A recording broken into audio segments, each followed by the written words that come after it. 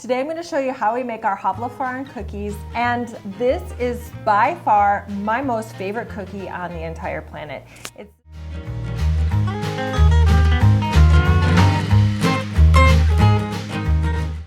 everyone, it's Emily with Hearty. Welcome back to the channel. If you're new here, welcome. Don't forget to like this video at the end if you really do like it, and feel free to subscribe for more videos just like this. It's the perfect combination of a crispy cookie that's buttery, has a little oatmeal so it makes you feel like this is a healthy decision. It has just the perfect amount of chocolate in it to satisfy that chocolate urge. This cookie is also a cookie that can be easily frozen, so if you want to make these ahead of the holidays and then be able to have them out during the holidays or however you like. There's a couple different methods of chocolating these cookies that I will show you today. One is better reserved for traveling or maybe you're in a hotter zone. And then the other one is basically eat it right off the pan because it's gooey and delicious and soft. All right, let's get started on this recipe. I'm gonna show you exactly how this recipe goes together. If you want to understand the sort of time mechanics behind this recipe, we make the batter, we put it in the refrigerator for a couple of hours. I run and make bows during this time of the season. I get the batter out of the refrigerator, we scoop them out on cookie sheets, we pop them in the oven for 8 to 9 minutes, we let them cool, and then the rest of the magic happens. I'm going to show you all of that in today's cookie recipe. Okay, so what we need to do is we're starting out with a cup minus 1 tablespoon of margarine. Now I know that's specific, but don't stray from the recipe. I promise it'll turn out so much better if you just follow the instructions. So, also, I'm using margarine because butter does different things to this batter. So I'm usually a butter lover. We're a dairy farm here. We love butter, but this recipe, use margarine. And we're gonna melt that down in the microwave quick. All right, so the next thing we need to do is let this margarine cool. So we're gonna assemble all of our dry items in this bowl before we add our cooled margarine. I needed to finish that. It's been a long day. Okay, so we've got our margarine melted, and then we're gonna go after our dry products. So we can use regular or quick cooked oats. Up to you. Whatever you have available is sufficient. So 2.5 cups into this bowl.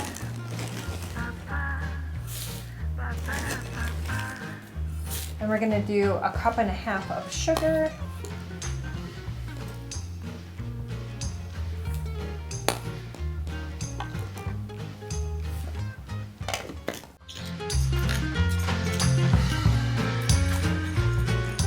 Then we're gonna add 1/2 cup plus 1 tablespoon of flour. Now, if you want to make this a gluten-free recipe, feel free to use a gluten-free flour or an almond flour or something like that.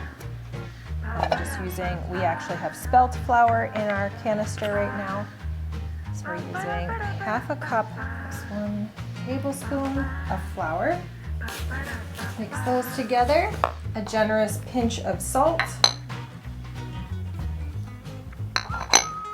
Once we've got our dry ingredients mixed all up, then you add the egg.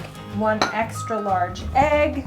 We got eggs from our coop this morning. This one looks like the winner for today.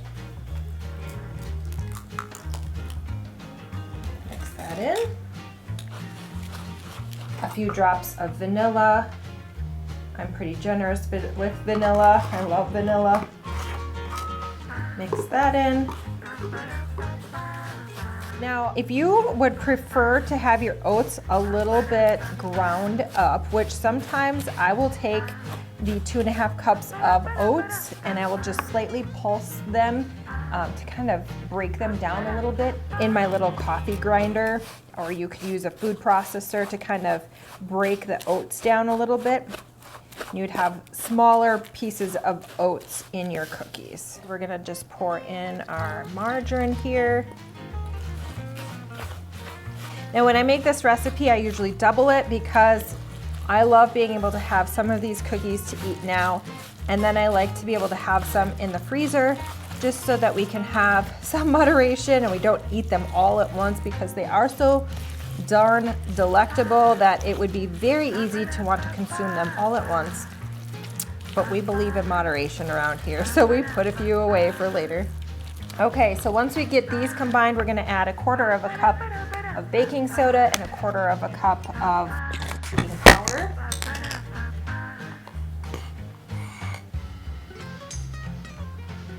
I wanna make sure that's really good and incorporated.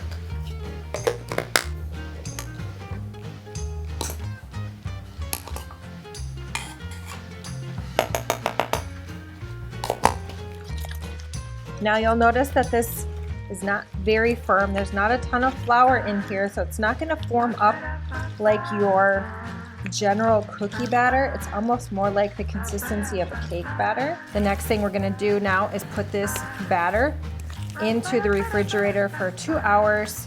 You can leave it in there for more. Generally, we can't wait that long, so we put it in the refrigerator for a couple of hours. I get it out, and then we bake up the cookies. We're gonna cover it because we don't want it to dry out.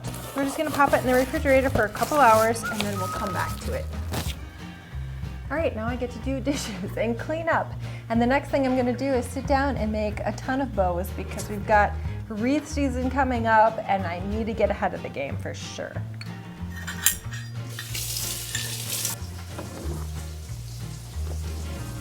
So 2 hours and 20 minutes is what I'm gonna set this timer for.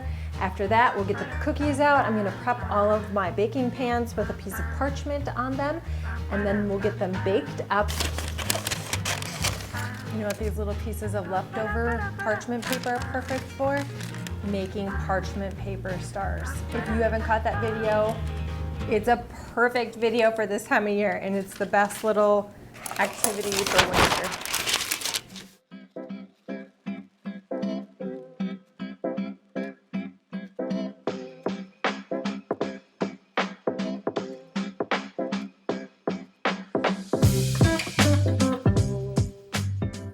Okay, so it's been about 2 hours now and we're ready to get our cookie batter out of the refrigerator. Hopefully it's nice and pliable and not too liquidy. I think we're ready to go.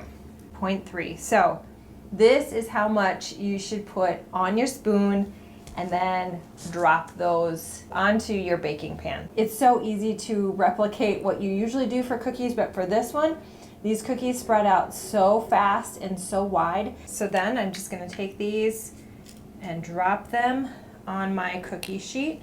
Now you'll have to wait until these cookies come out so I can show you what I do to make them a uniform circle. So you can just see I'm placing them on my sheets about 2 inches apart. Again, they will spread out as they bake. These little balls of mine might be even a little bit too big, but I'll show you what I mean when they come out of the oven.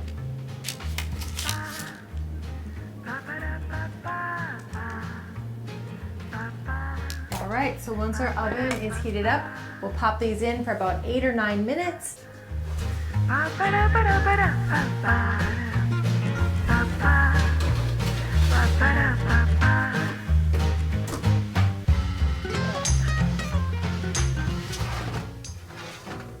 These are perfect. Okay, so the tip to getting these perfectly round, if that's of importance to you, I take a glass jar and I flip it upside down so the opening is on the cookie, and I wiggle it around while the cookie is hot.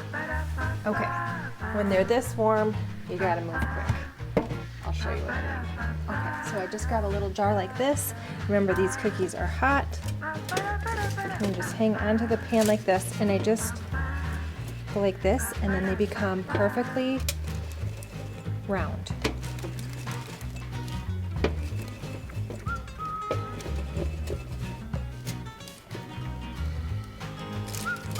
They're pretty moldable at this phase. And you can see why now that it's super important to use as little as possible, because they do spread out pretty good. Now, when we're eating these, I honestly don't care if they're perfectly round, but maybe, you know, you have a presentation and you want to present these in a nice way. Okay, so that I don't wreck these cookies, I want them to cool almost completely on the tray so that I'm not moving them and they're kind of getting misshapen or tore apart as I'm moving them to my drying racks. I'm only using the drying racks to like have a place to put them once they've cooled. So I'm gonna pull these flat ones off of the pan now and put them onto my cooling racks. You can see how thin and sort of translucent these turn out to be. I love how airy they are. They are fantastic just like this, or we can make a little sandwich out of them and call them Swedish lace cookies with chocolate.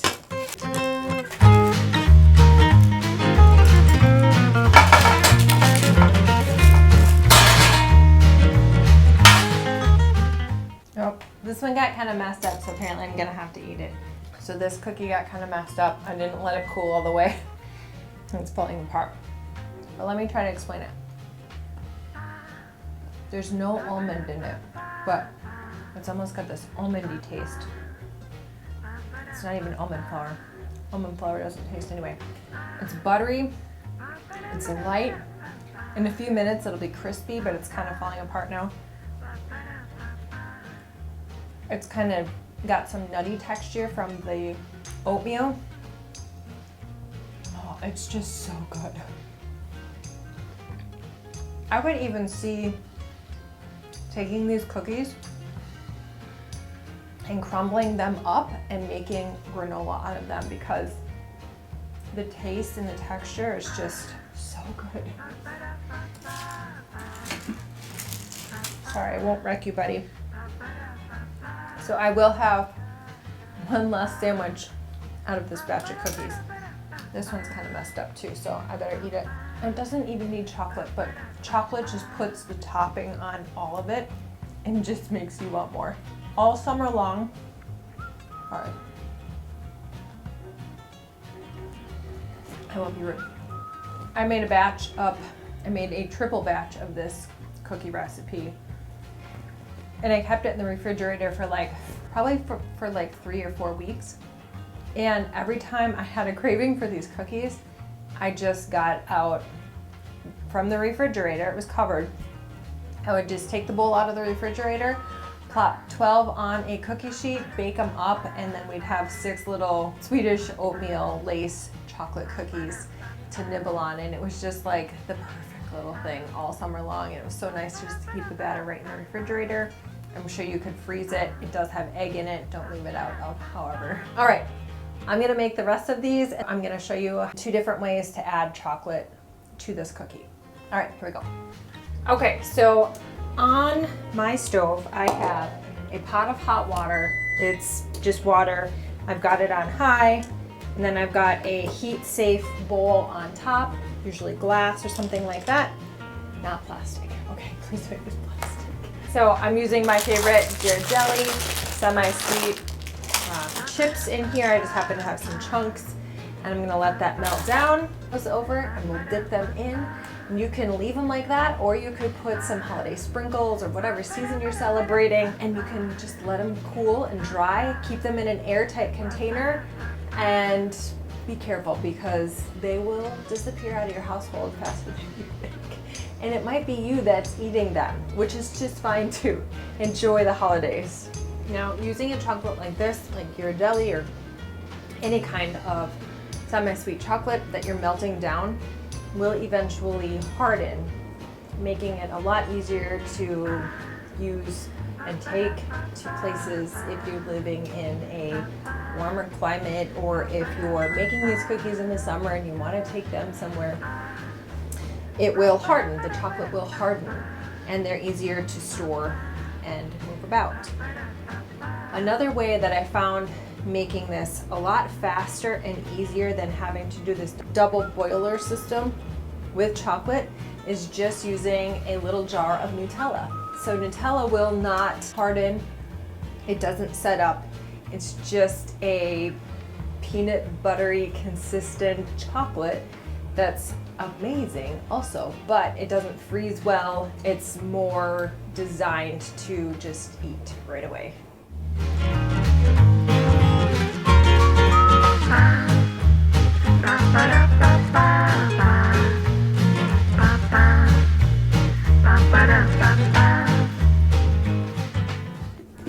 Again, here's my method for ease of quickness when making these cookies.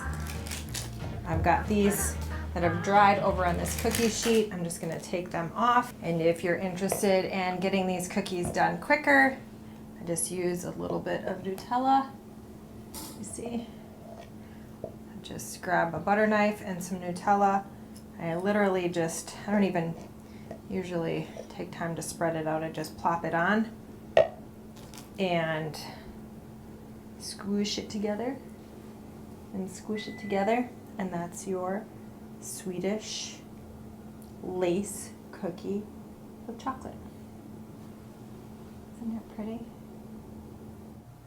Thanks so much for joining me while I show you how to make these Swedish lace cookies with chocolate.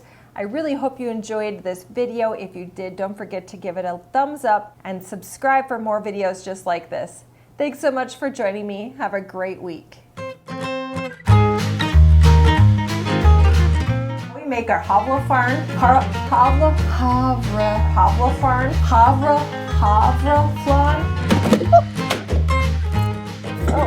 Oh my heavens. If you try these, will you please let me know if you enjoyed them, what you liked about them, and if you'd make them again.